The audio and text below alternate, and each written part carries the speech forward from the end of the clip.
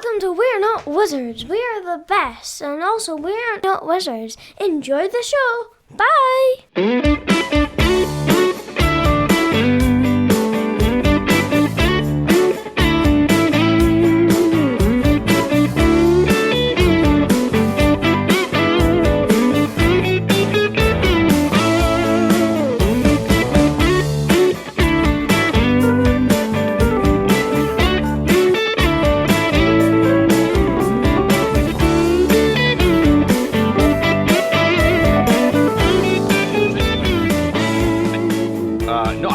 I've got my coffee. I'm ready. You have got coffee because it's 2:00 in the afternoon. It's leftover coffee from the morning, so it still counts. Do you just top it up? Are you a typical American? Like, I've got a coffee pot that you go to, and you just kind of like top it up during the day, or do you have a jar of like expensive instant coffee, or? Yeah. No. I make it in the morning and then drink it. Usually I'm done by now. This is a weird day. I didn't even start making coffee till almost 10 something, so it's been a weird one. But yeah, I know. The weird thing is, I'm like most Americans. I don't have an electric tea kettle. I still use just like a gas one, and then we heat that up. But we do have a lot of tea here too. So yeah, I seen one of you Americans make tea on a rather famous kind of short video where they got a tea bag and a pot of water. Or a cup of water. They put the tea bag in the cup. Right. And then they put it in the microwave. Oh. Yeah. I apologize on behalf of my fellow countrymen. It's right. That's just like a bad. And it's like, and then they looked straight in the camera and they're like, and that's how you make British tea. And it's like you're so wrong in every level. I would have chucked you in the harbour myself. Exactly. Had it been that time. Right, because when you make it, you're doing a full pot and taking hits of that, so to speak, off at the rest of the day, right?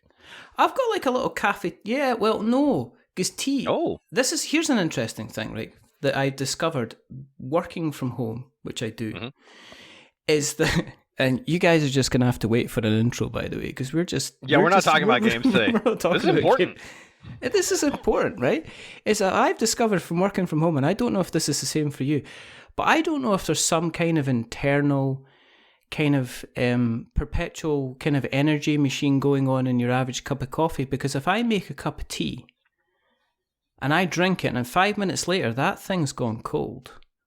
Mm. Whereas if I make a cup of coffee, I can have a cup of coffee sitting for a good kind of 10, 15, 20 minutes and it'll still be slightly warm. And I don't know if there's some kind of aerodynamic thing going on, or if coffee generally kind of, you know what? You're right. I was noticing that the other day. I was working on a prototype in my living room, and I made a cup of coffee in the morning, and then I switched to tea, and that tea got really, really cold. I'm sure some of it is observational bias. We're walking away longer than we think we are. But you're right. I feel like tea goes cold quicker. Is it possible there's more viscosity? I don't. It's a thermodynamic question. We need to get somebody on the next show. We need to invite somebody in the coffee and tea trade and let them argue over, first of all, which drink is better, secondly, why tea is continually disappointing. Because the other thing with tea, and I know there's iced tea fans out there. Mm-hmm. Not iced tea as in the West Coast rapper, but he's got fans too. He's probably iced tea drinking iced tea. On the front of his next album cover, because he's getting to that age, because he dropped did he not get into the kind of the acting gig with kind of like the line and stuff like that? So he's all over TV. He's all over doing TV and stuff like that. I do believe he has actually done a line of commercials here in the States that are for iced tea.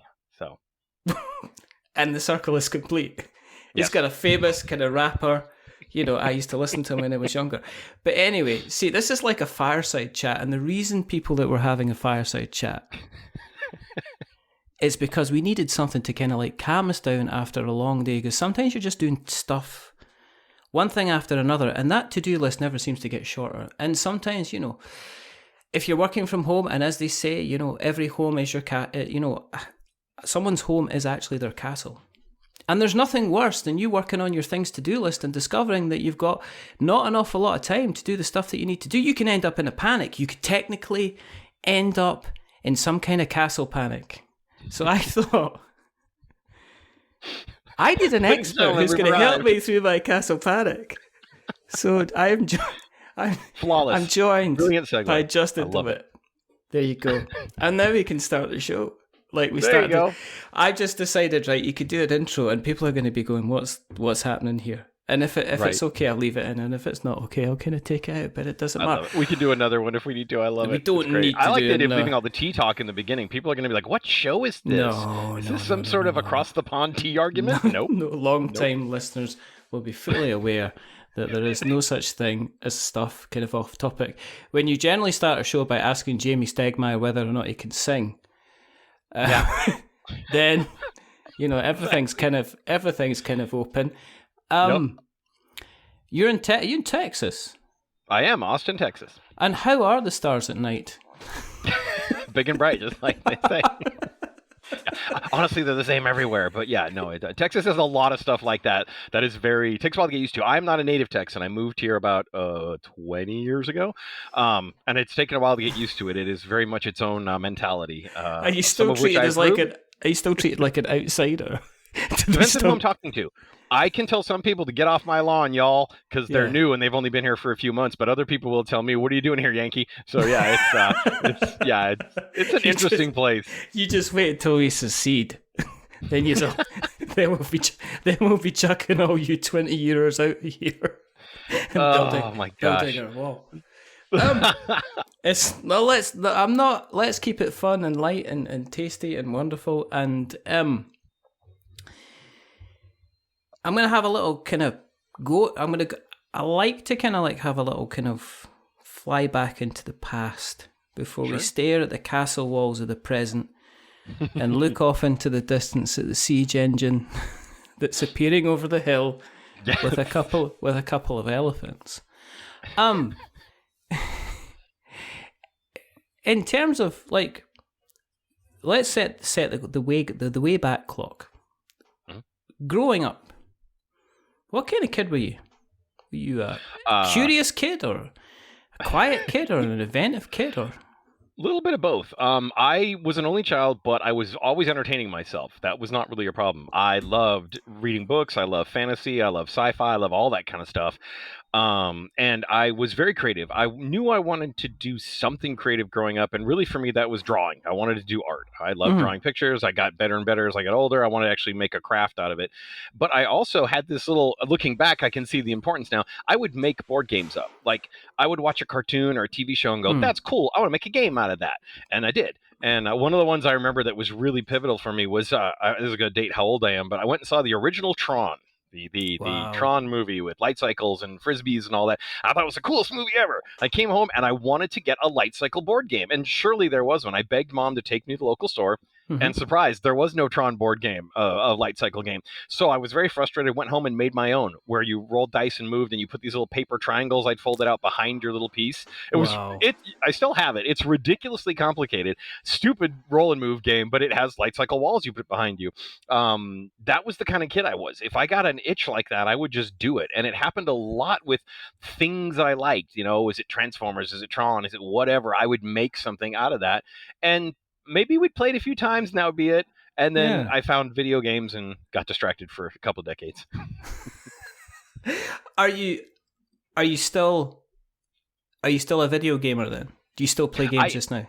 Yes, I like all kinds of games, honestly. I am agnostic when it comes to loyalty. I will play anything if it looks like fun. I don't play as many board games, ironically enough, because it's harder for me to break away from my own prototyping, get people in the same room with me and play. And whereas I can fire up a video game and get an experience that's very, very different. I have a standing group Friday night of friends that get together and play ridiculous things, co-op and stuff, and then I play some single player. But yeah, I think they're both fascinating media, and I like to see where we can cross over here and there. But, obviously with, a brain and a computer chip behind it, video games can do a lot more. But there's a lot of inspiration I think we can take from video games, yeah. Yeah, I've kind of interestingly seen the discussion on social media about kind of big box board games are approaching the kind of the realm where it's actually easier to have them as a video game. because the amount of management that's taken that, and it's like, are we approaching this thing where big box is becoming so big box that there's so many rules, there's so many things to remember that eventually somebody's going to go, oh, we should really have an app. We should have an app for this instead. Yeah, and what does your app do? Yeah, is it keeping score, or is it basically playing the game?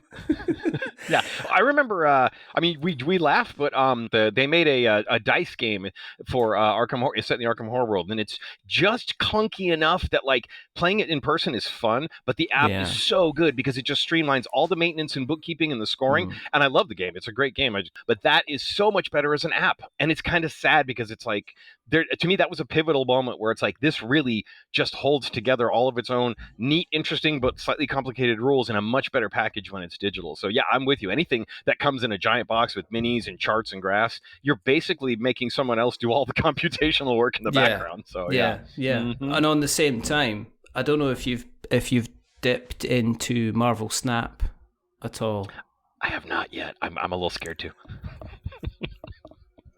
I have. Uh-oh. And the jury says? Oh, goodness me. It's actually, you know, it's like, I know we're talking about kind of like board games kind of making a transition into, or needing kind of video games in order to kind of do all the housekeeping, but I'm not sure Marvel Snap would work as a typical card game.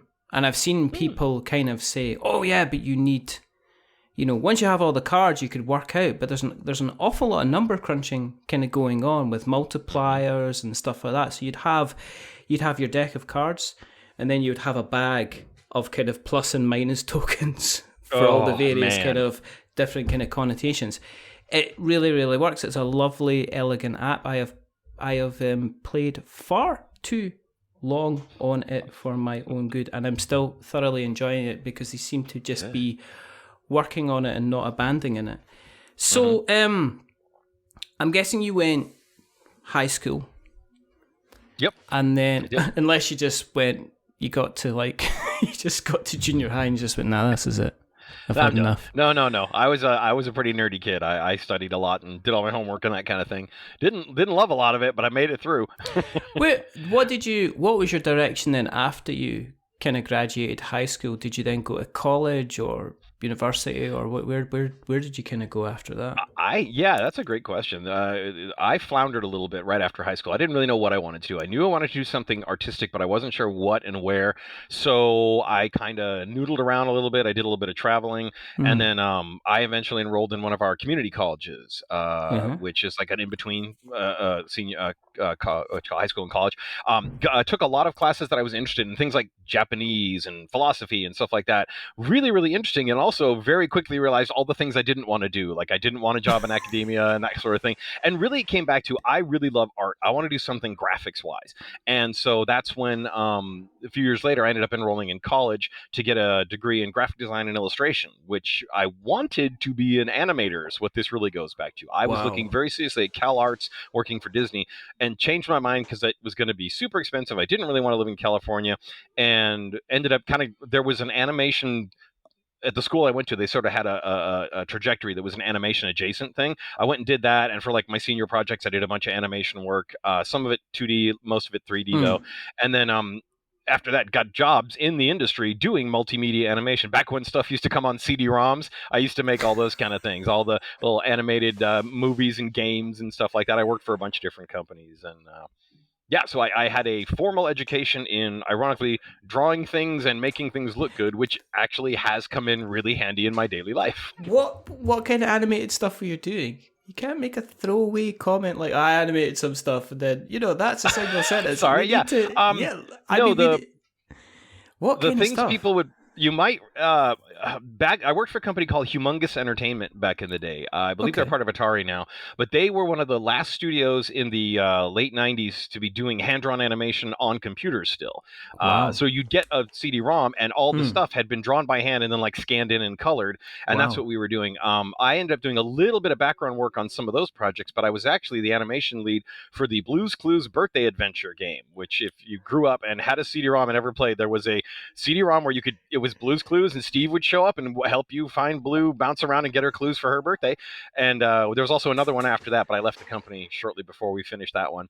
So, a lot of head down over the desk, making sure Blue's ears flopped the right way and her paws moved and all that, and which meant I've seen every episode of the first season of Blue's Clues like 10 times. I can see, like, on the shelf behind you, you do seem to have all the DVDs and the collection of that, and the poster as well. That's nice. Yeah, I'm a hardcore fan. Is animation like one of these things where you feel like you're putting an awful lot of work in, and it's like you've got to kind of have an overall vision of where you're going with it. Because if you just kind of went, right, I'm just going to move this bit, and then this bit, and then this bit, I can imagine you slowly driving yourself insane over a short period of time. Do you have to kind of like go, no, actually, this is going to flow, they're going to jump, the ears are going to flop down, and this is kind of how it's going to kind of work? Yeah, yeah. Yes, you've got that very, very much on the head. There's a great saying from one of the old Disney animators of trust the process, because while you're in the middle of it, it's an absolute garbage nightmare, because you're like, this leg looks terrible, this arm looks awful, what am I doing? But then when it goes by at 24 frames a second, it looks great because it's supposed to. It's just an in-between bit. Yeah. And also, you need to map out your movement and your energy and your how the momentum is carried through movement. You have to plan all that out, and after a certain point, it becomes pretty intuitive. You don't have to like think about it as much. You sort of know, like, okay, this person's landing, they're going to lean this way, their weight's going to go here, their squash is going to go here, their head will squish this way. There were some people that were brought on that were pretty new to animation at the time, and we had to teach them some of that stuff. That was kind of interesting to kind of explain, like, here, go watch some old Disney movies and see how this moves. Or really for us, it was go study how they animate Blues, because we were doing exactly what Nickelodeon was doing. We had to try and copy that as close as we could, being a third-party studio. So that was our big thing there. But yeah, no, there is a lot of, oh my God, what am I doing with my life moments? Like, am I really just moving this paw, and then this paw, and then this tail, and this ear? And then, of course, something would get out of sync, and you have to do it all over again, and that would drive you up a wall. So that's part of why, when years later, when things changed, and it was time to make a call on what to do. Fast forward, a tech company I'd been working for, where I had been doing a bunch of art direction and project management in animation illustration, was going out of business. And they were very kind enough to let me know that they were going to lay me off in like August. This was in February, I think. And we'd been working on board games and thinking about maybe we want to do something with our like company, quote unquote. And that's when it was like, okay, I can keep looking for an animation job, even though A, there are none in the US anymore, and B, I'm a little tired of it. Or we can start this crazy idea of launching our own publishing company. So that's where that came from. And that was part of that decision, is there's only so many times you can draw the same thing over and over and not get a little bored with it. So yeah. It's I get, it's really interesting, because I've spoken to people who were involved in actual video game development, and they seem to be approaching it from the same side, in the fact that I had an idea to make a game, but then actually getting a game to kind of work what was in my head was taking so long, where literally if I want to invent a game, I can literally take 4 pieces of paper, some dice, and a couple of cards, and I can have a basis of a game up and running that people can have fun, and it doesn't have to be kind of artistically kind of developed. Was there a bit of, now this is I don't know if this is a phrase that you'll all get over in Texas, but was there a bit of squeaky bum time when you kind of first kind of set up? You know what I mean? I'm going to ask for clarity before I interpret that wrong, so I answer this correctly. Are you touch scared? Oh, going. Yeah. In regards to Fireside game stuff, is that what you mean? Or no. There's a story I'd love to tell when we'd gotten Castle Panic nailed down. It was going to work. We talked to our distributing partners and how it was going to go and all that. And we're about to write probably the biggest check we've ever written outside of when we paid for our house. And I had to stop Anne-Marie, my wife and our CEO, and put my hand on her shoulder. I'm like, do we really want to do this? Like, this is a lot of money. And we're both like, yeah, we've been saving up. It wasn't going to break us if we lost it. And we'd rather do it and regret it than not do it. That literally was a big part of it, is like, let's just shoot for this and see what happens. And so we did. We wrote this really scary check. But yeah, there was definitely a squeaky bum time there. And there have been other times too. I mean, running a business is weird, and this industry is insane for what changes and how things come at you and what you'll see on the news and realize, oh, that does matter. There's lots of moments of like, oh no, what's this going to be? So yeah, no, there have definitely been more than a few moments. Even once it gets going, there's still times where we're like, is this a good idea? Should we do this? Yeah. Did you go into the view with Fireside Games of having as large a range of games as possible, or going into it to say, well, let's concentrate on a couple of kind of core products and kind of push them as much as possible? Because you can understand, I've spoken to, like, I was looking at it was about 300 people all involved in various kind of different board game design kind of, it's almost like I could like be teaching people stuff, but I'm not, because I don't listen to what anybody says. That's good that you have a show where you talk to people. That's why I record it. It's like, you've spoke to so many guests. It's like, don't ask me who I spoke to last week, because I'm old and I might not remember. Right. But I am aware that there's some people that they start off in a set kind of direction, and then kind of fate kind of steps them in and pushes them in a slightly different direction. Mm-hmm. I'll give you an example. Frank West, he started off with City of Kings, and it looked like he was kind of going down. City of Kings was like this huge sprawling kind of adventure kind of game. And then he kind of brought out Isle of Cats. And unknown to him, now, yeah, I mean, you're nodding when when you hear Isle of Cats, because everybody's heard of Isle of Cats. And he seems to now be going, he's like in this line, is like, well, this is going to make me money. This is going to kind of concentrate. This is my kind of, like, and I've started to call it like your double moment. You're kind of your main meat and, your main meat and potatoes. It's going to kind of keep the money going, and then it allows you to kind of do side things. So when it came to Fireside, were you kind of like, we're going to concentrate on a couple of different projects, or we're just going to see kind of where did you start, and where have you kind of ended up with how things are going just now? It's been a journey. Part of the reason we decided to start Fireside rather than me go freelance is because I had a catalog of ideas. I had about 10 different games that we thought were really solid that we could move forward with. And when we took a step back and look, it was kind of a brand. They were all roughly similar in terms of complexity and like components and such. It was light. Well, back then, this was back in 2009. It was like medium-ish light, I would say, compared to the really, really heavy stuff, but definitely chunkier than just a deck of cards kind of stuff. So we knew we had that kind of feel, and Castle Panic was the strongest contender right away. So we launched with Castle Panic, which turned out to be a massive hit, ironically. And then we started working on what I like to think of as like the spectrum of games. Yeah. So we immediately after that came out with a slightly heavier game about vampires battling humans with a really cool dials to track the time of day and all that stuff. And it was not great. It did not do well. So that immediately was like, okay, maybe we don't push quite that far.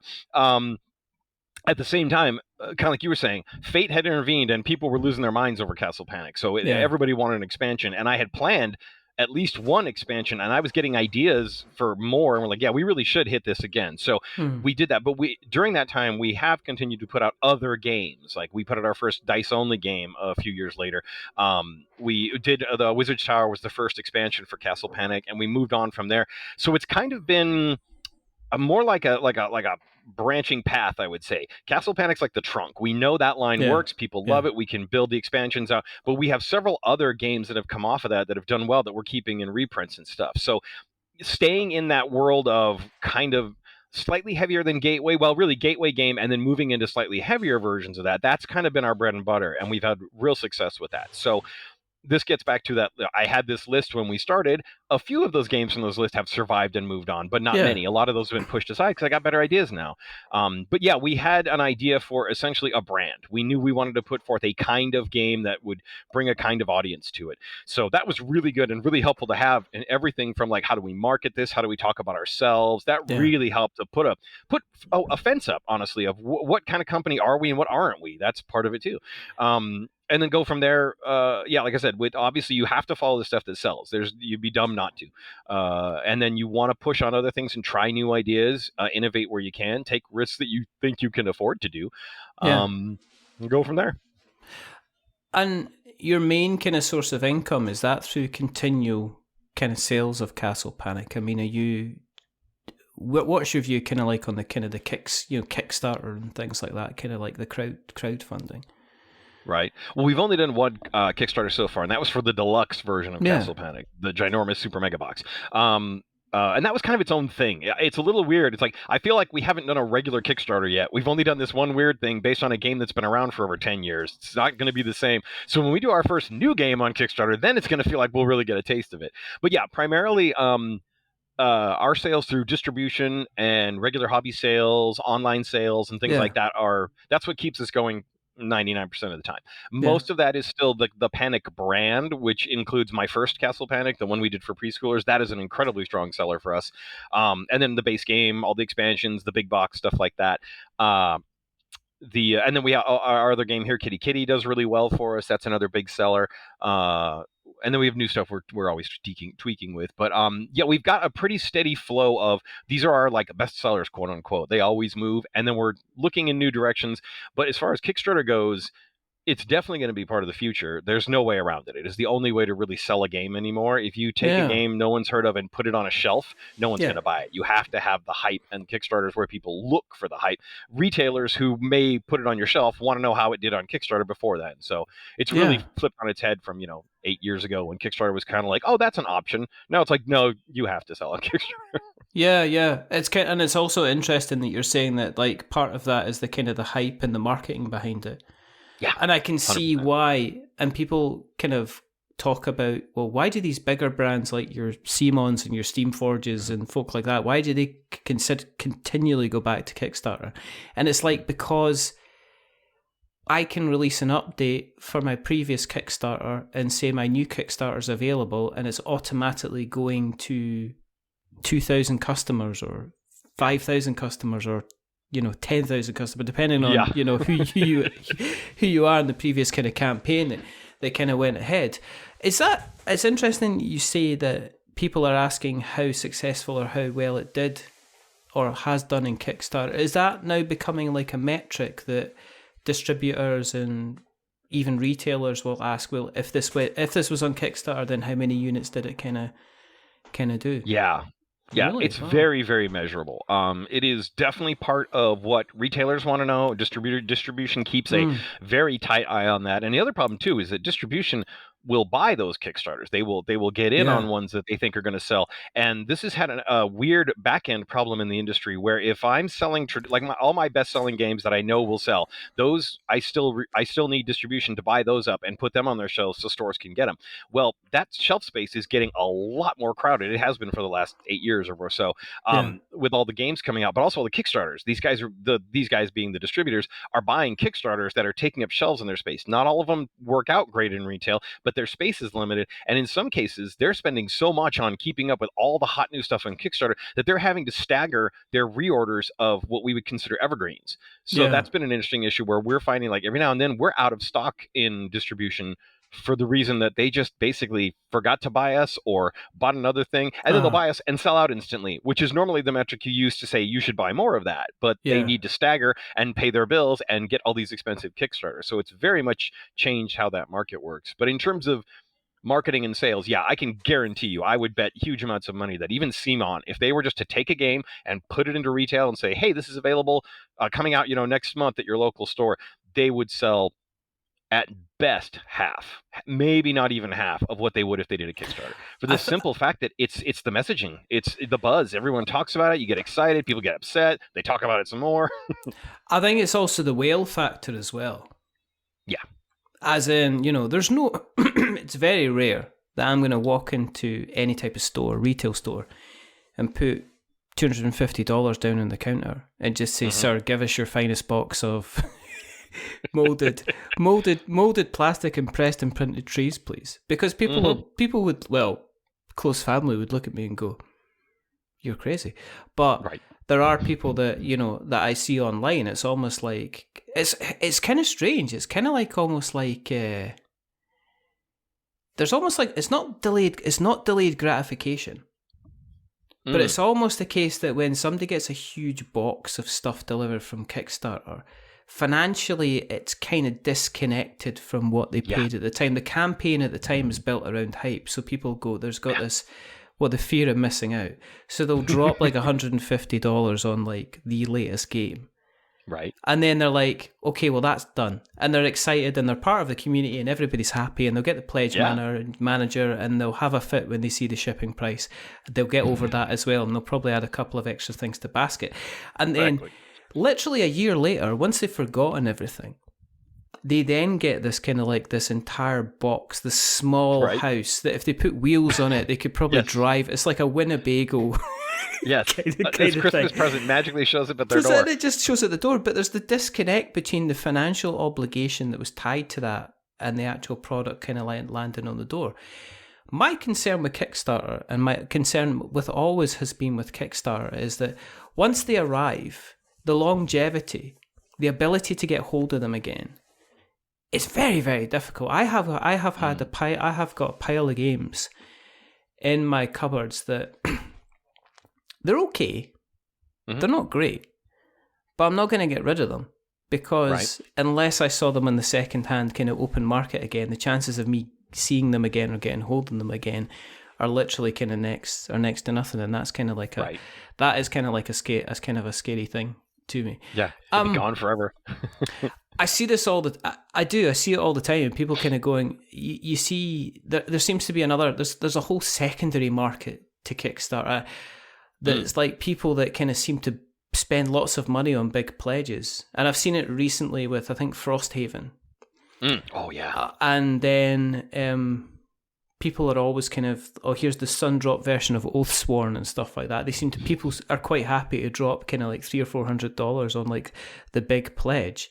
Yeah. And it seems that they're investing because then when it arrives and the hype's there, they then stick an extra $100 on top of it, and they don't even bother taking out the box. They just kind of ship it to kind of someone else, you know. Right. With Castle Panic kind of being the bread and butter, has it kind of stopped you from developing more complicated stuff? Because you mentioned the kind of the vampire game, and you're kind of like, oh, it was sorry, I didn't mean to make, oh no, I hate them so. They're not all gems. They're not all lovely. I don't always make wonderful things. Sometimes they end up in the moat of the castle. But exactly, eaten by alligators. With you having kind of like a strong distributor and commercial kind of relationship, do you need to look at things that I need to know that I'm going to shift a couple of thousand units of this? Are you less likely to take kind of risks? Is there kind of like a black book of Justin's kind of complicated designs that you know would maybe do a couple of hundred or if not 1,000 units on Kickstarter, but if you try to pitch that to distribution, they're going to be like, nah, we don't need this. We need Castle. We need Castle Panic in the fairy cake version. You know. Yeah, I just want all our viewers at home to know that when he said black book, Richard actually held up a black book to that. It was a beautiful prop moment. It was fantastic. It's just like, So I'm going to jump back for a second. You said something about developing more complicated games, and to a degree, yes, but for me, the type of gamer I am, the type of games I want to make, and the experiences we're crafting, there's a limit to where I'm like, that's as crunchy as I want to get. So there's a nice area for me to play in that has a lot of range, from like a really simple card game up to something chewier. And I will say Castle Panic is on the lower end now. We're moving a little more beyond that. We're not going to get anything super Euro heavy, no 3-hour war games or anything, but we're adding a bit more complexities. We did a game a few years ago called Hot Shots that was a firefighting game that had a really nice dice engine to it, and there were a lot more decision points and pressure things to deal with on that. That's a little more like kind of where we want to get back to. Also, that's why Castle Panic, the base game, is so gateway. We have the expansions to make it chewier and more moving parts and stuff. So we wanted to make that more like a Lego system. So it doesn't stop me from doing more complex games, but I will say I have put a couple of personal projects of mine on hold because they don't fit our brand for whatever reason. They are too complicated, or maybe thematically they're too like mature. There's too much killing or whatever. It's like, okay, that's not a Fireside game. Let's do something else with that. And what happens with those, I don't know. But to get to your other question, yes, there are, every game we touch, whether it comes to us from someone else or I come up with it, we run it through a gauntlet of like, is it fun? Does it fit? Is it even kind of like the brand? And then it also, can I sell it? because that's the big thing. Is when we started 9 years ago, you could take a game and just send it to distribution, run some sell sheets, put a couple of ads out, and you'd move a few thousand units. Nowadays, I talk with publisher friends that are literally taking new products and moving 300-400 in through distribution, and that's it, they're done. So now they have to, and no print run is that low, not for a publisher who's doing anything in volume. So there's a lot of concern of like, this is a good game. Is it a great game, or is it good enough with enough of a twist or a hitch that we can sell it? So a lot of stuff has to go through that. Can we sell this filter, and how? Is this a Kickstarter game? Is this a door-to-door going and visiting stores game? Is this something we just sell on our website and we move a few units a year and we don't care? And we have said no to a lot of what I would call good games that have been pitched to us, just because it's literally like, it's okay. This isn't going to set the world on fire. I'll be lucky to move 2,000-3,000 units, and that's barely worth the development cost and the time and all that. And also, what's the price point? Are we talking a small deck of cards? Now that's even harder to make money on. Are we talking a big fancy plastic game? Well, now I better move a lot of units because that's a lot of material. That gauntlet is less than fun, but we run it on everything. We kind of have to now. So yeah. Has the situation with China, with respect to, well, two things: the shipping costs, which I think have got at some point they replaced the P's in that word with T's, because I know a lot of developers were just whoa. What was it? What was your phrase? Not crusty bum. What was it? Squeaky bum type. Squeaky bum. Yes, there are many squeaky bum moments when you get a bid from that. Yeah. Yeah. It's like when people kind of shorted out GameStop, GameStop or whatever, and the price kind of going up. We're like, oh my goodness, we're in a lot of trouble. But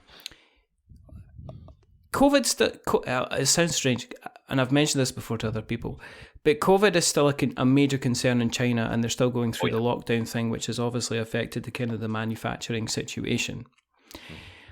And then you've got the shipping price, because all again it's just going to take is somebody to decide, oh, I'm going to start a war somewhere, or China's going to decide it doesn't want to work with us as much as it likes, because based on its political kind of, I guess its political friends at the time. So is it made kind of making the manufacturing decisions? Have you got to take kind of more into account? What's the kind of the turnaround? Do you have to kind of make a bigger kind of manufacturing window when a distributor's saying, when you're thinking of releasing this, it's like, well, I'm thinking of getting into the shops kind of October 23, but it might be March 24, depending on it. And is that had to make you think about, well, what components are we going to be getting on here? What's the cardboard content, the box size, and everything like that? Has that made you kind of have to kind of take stock on that type of situation? Yeah. Yes and no to different degrees. Shipping prices were terrifying for a while. We managed to get incredibly lucky in that lucky is the best way to put it probably. We did a big reprint on all of our hits at the end of like 2019-ish. So we had a lot of inventory to carry us through some of the worst pricing. But we had a container come over with 2 of our games on it that the cost was so high, we basically didn't make anything on those games. We sold those to keep them in stock and keep the advertising, and they became marketing expenses. That could not have kept going. That's a company killer. You can't do that more than one or twice, and most small companies I know couldn't do it at all. We got really lucky that we could float those 2 and then get back, and we're seeing those prices come down now. We're back to much more normal shipping prices. Delays are still weird though. Timing out of China is very, very strange. A lot of times it used to be you could get a boat within like a week. Like I would reach out to my factory, confirm, okay, it's going to be done on this day. Then I will reach out to my shipper and say, hey, it's going to be done this day. They'll get back to me and say, cool, we'll have it on a boat in 8 days. Yeah. Awesome, great. Now it'll be like 2.5 weeks, 3 weeks, maybe 4, and you're just waiting to get space. And I don't think it's a container issue. I'm not 100% sure what it is, but the times are really weird right now. And then, of course, there's customs on our end. At one point, there were over 100 boats off the coast of L.A. or California trying to get in, and that's everything from iPhones to cars to board games. So you would just have weeks and weeks of waiting. And people aren't talking about it. There's a trucker shortage. Getting a person to physically drive a truck up to the port, load the container on the back of their truck, and drive off is really hard right now. These guys are working all the time, and there's just not enough trucks. So it arrives, comes off the boat, and then sits in storage. And I don't know if you've ever seen the pictures of how they store containers on the coasts, but it's like a game of Tetris. Your container might be at the bottom. And if it's 5 containers deep, you're not getting it that day. They got to move those containers, put yours on a boat. And it's all it's like this massive economic simulation game of them worker placement thing of trying to get these guys out. And that's been crazy. And then, like you said, COVID too, that hit us really bad on the deluxe version that just finished wrapping up.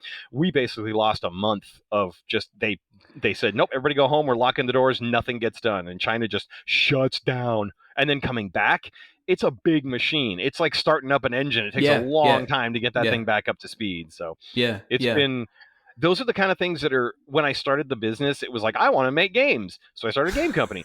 All the stuff that goes into the company is ridiculous. Like, remember a couple of years ago when that boat got stuck in the Panama Canal? I almost had a heart attack. Not because my games were even on that boat. Not because I necessarily had any games going through the Panama Canal at that moment. But if I did, they weren't going to move and nothing was coming through. And the containers, there's this weird game of juggling containers where we send empty ones back to China, sometimes with stuff in them, and full ones come back. And if you break that chain, the whole system falls apart. And so when that thing got stuck, and I turned to my wife and I'm like, we need to make sure anything we're shipping is going now or hasn't gone, and we got to figure out a schedule. It was a nightmare.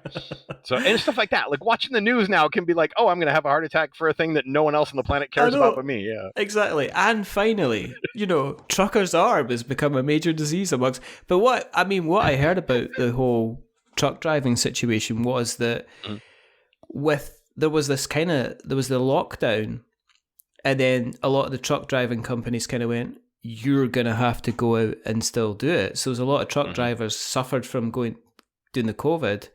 Yeah. But there was also a lot of truck drivers that just basically went, I can't do this anymore. Yep. So there's a whole raft of people kind of left, because I've got kind of like, in my day job, I do a lot of stuff with Amazon, and we do touch on the American stuff. And there's guys that were talking about, you have to speak to the logistics companies saying, we used to be able to get kind of pallet trucks into Amazon at least 2 or 3 times a week, and it's literally like, there's kind of like, you pay the logistics company, but there's occasionally like a little kind of envelope that goes to the truck driver to say, "You coming back? Yeah, if you come back again." Yeah, I'll make it worth. Hey, do you need anything? Can we get you something? You look really tired. Yeah, no, I believe it. Protection. It's been crazy. It's not protection racket. It's almost like comfort blanket racket. Right? Or just like a peace offering. Here, please, thank you. Come back again. Can I make you some cookies? Exactly. Yeah. Just don't panic, but please come back. Let's talk about Castle Panic. Let's do. Because it's, as you say, it's been out there for a while. Yeah. So we're okay. So look at it this way, right? We've got this awkward thing where we're in an elevator, and you realise that we get both on the first floor, and we realise we're going up to the 27th floor, and then halfway in the middle, the elevator stops for like a minute and a half. Okay. And we introduce each other. Right. And then you say, I got kids. Oh, yeah, I got kids. Do they like board games? Yeah, they like board games. And then you say, I've got this game called Castle Panic. Let me tell you all about it in a minute and a half. The elevator pitch where the elevator gets stuck. And then the elevator pitch where the elevator gets stuck. Because otherwise it's 30 seconds. So tell us a little bit about Castle Panic. Because people will be out there going, I don't know. I've heard of it, but I don't know about it. Sure.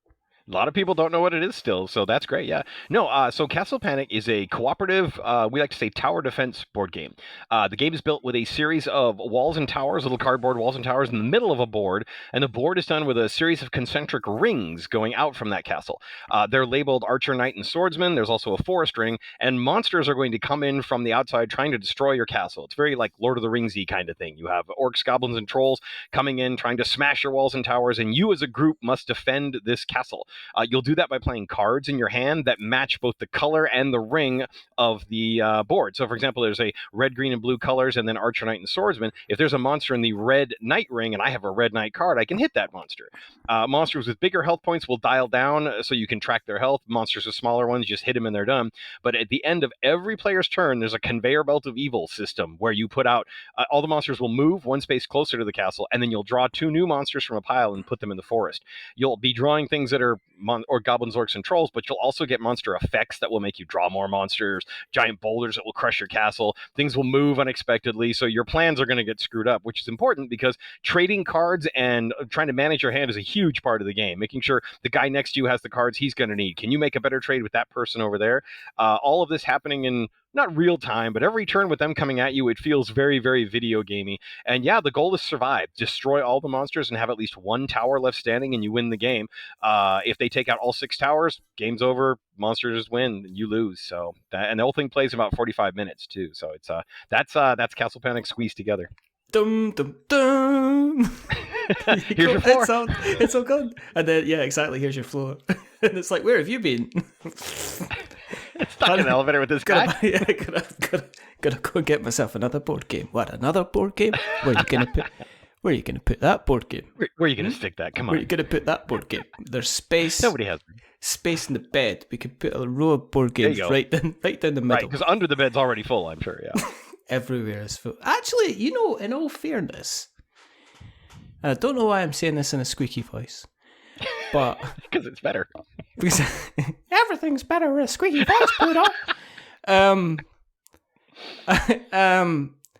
actually quite strict about kind of games that I keep and games that I don't keep. Because I do a lot of review stuff.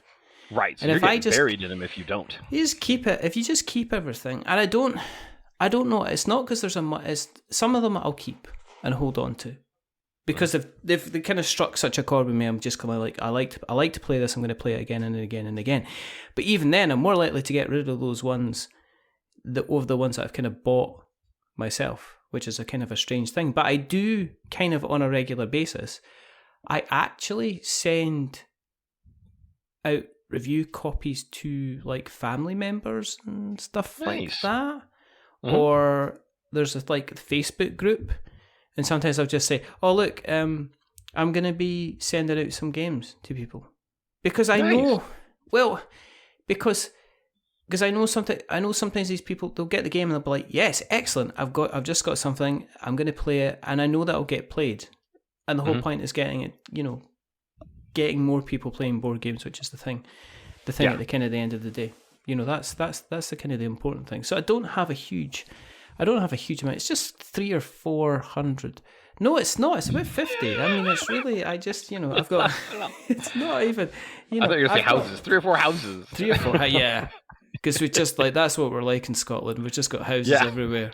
Extra house. I just this is the podcast. I'm not even a podcasting room. I'm in my podcasting house. Very good. You gotta have your own one. I'm going to my TV house down the road there and I'll watch TV. You don't want to mix them up. Tonight. I mean, come on. Collection management is its own skill, art, and psychological trauma. I'm with you. I keep things. My problem is I will pick up a game because either I bump into it or somebody recommends it and I'll go, oh, there's this one cool mechanic in here that I want to remember as a designer. Yeah. So I'm going to hang on to this. Is the game good? Are I ever going to play it again? No, not really. It's for really that one. So now I have a box that really is essentially just a series of notes that takes up a bunch of room. That's the hard one for me to get rid of. I have to make sure I've made my notes, made observations that I need to, and then I can let it go. And we're constantly bumping into games, going to conventions and things. Yeah. Sometimes there's free giveaways and stuff. We get things sent to us to review every once in a while, to critique really and decide if we want to publish. So we have weird stuff that I might not normally have bought anyway, and then some of those I'm excited about and all that. But yeah, we have just gone through and done a huge purge on our collection. So I feel you there. But there's ones I've got Seafall. Oh wow! Yeah, wow. Yeah, it's kind of. Are you going to play it again? No, just. That's not a small box either. It's not small. It sits on a shelf, and it just looks at me, and it goes, "When are you going to play me?" And it's I don't know if I can. No, you have to. I'm terrible. But I don't know if it is terrible, because this is the thing. Right. Maybe I tried it again. It's like watching Home Alone 4. I know that there's a spirit of Macaulay Culkin in there somewhere, but I'm just not sure. Don't know if I'm prepared to lose an hour and a half of my life for something that I potentially might not enjoy. I'm just not sure. It's kind of like there's an awful lot of rules, and it's a Rob. I think it's a Rob Davio jam. I think it's Rob Davio that did it. I think so. Mm-hmm. And so that is one that's never going to leave the collection. It's going to sit there, and I'll probably never ever play it. And they'll probably what they'll do is they'll be reading at my eulogy at my funeral. Right. And they'll be saying, and he did love this game called Seafall because he kept that for years above everything else that he got rid of. And this it must goes to you, my friend. No, I'm gonna make sure that goes to my least favorite relative. I love it. And to cousin Michael, and I don't have a cousin Michael, I leave my copy of Seafall. Enjoy, and he's going to be like, "Oh," and I'm going to make sure he's a board gamer as well.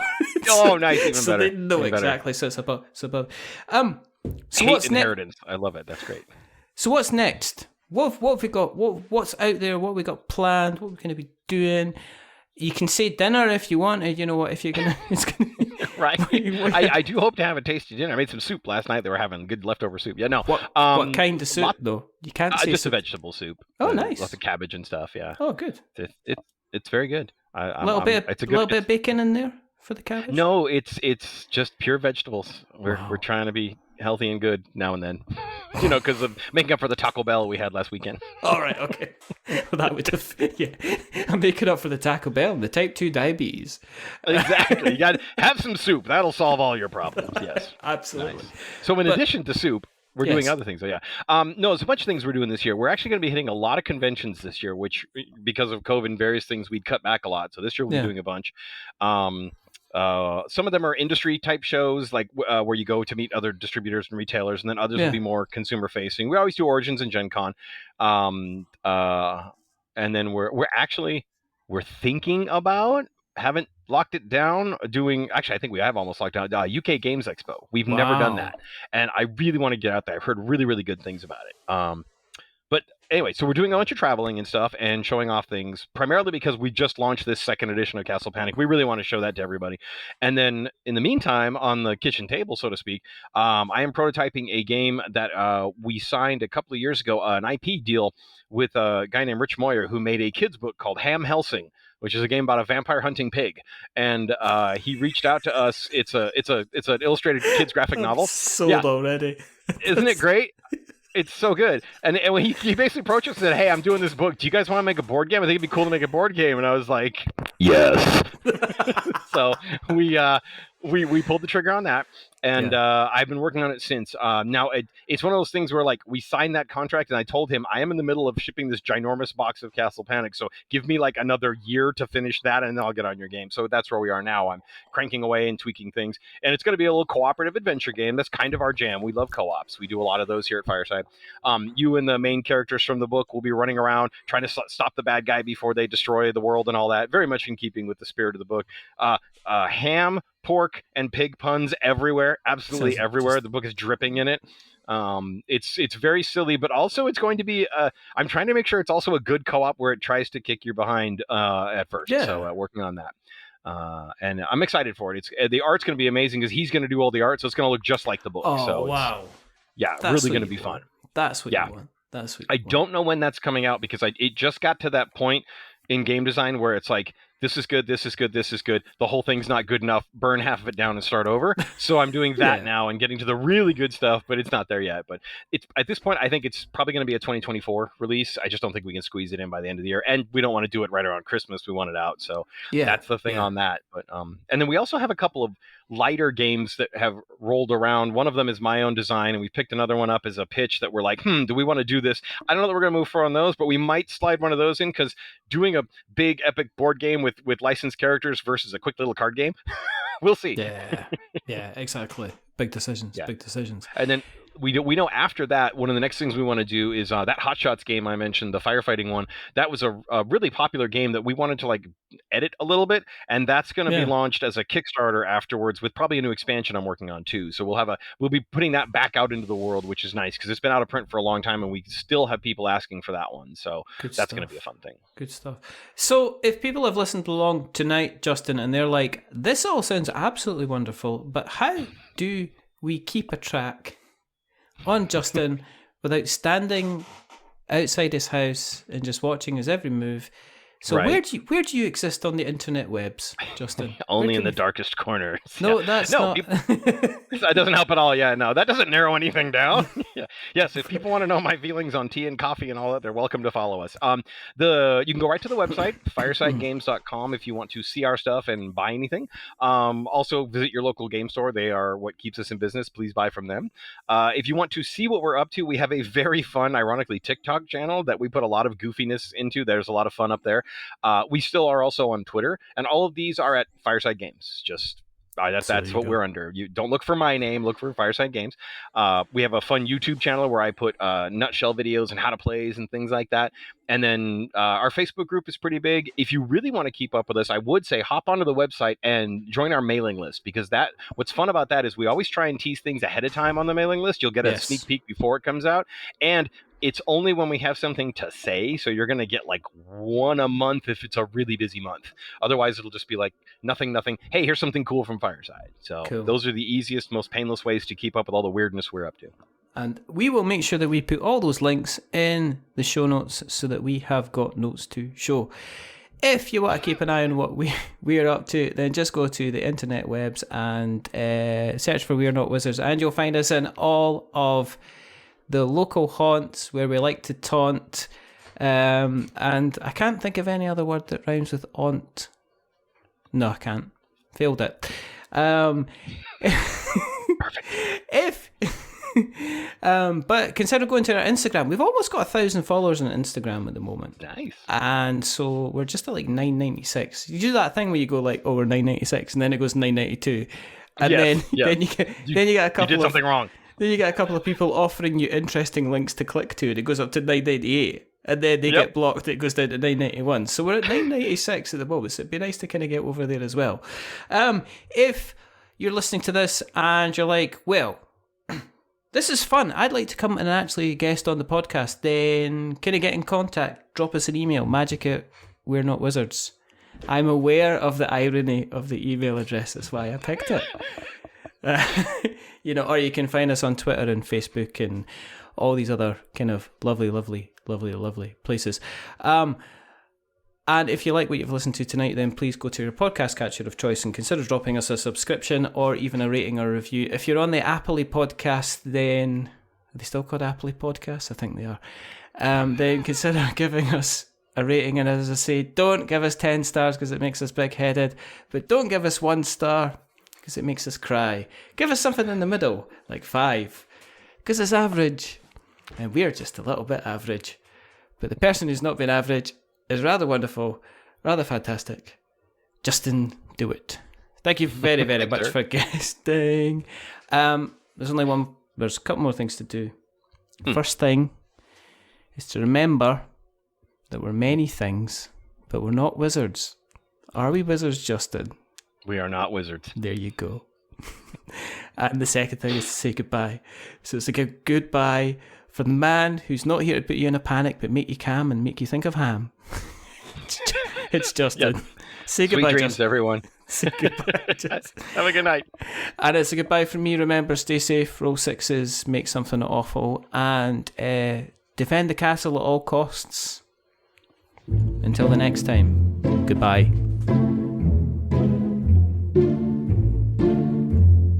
A wizard is never late.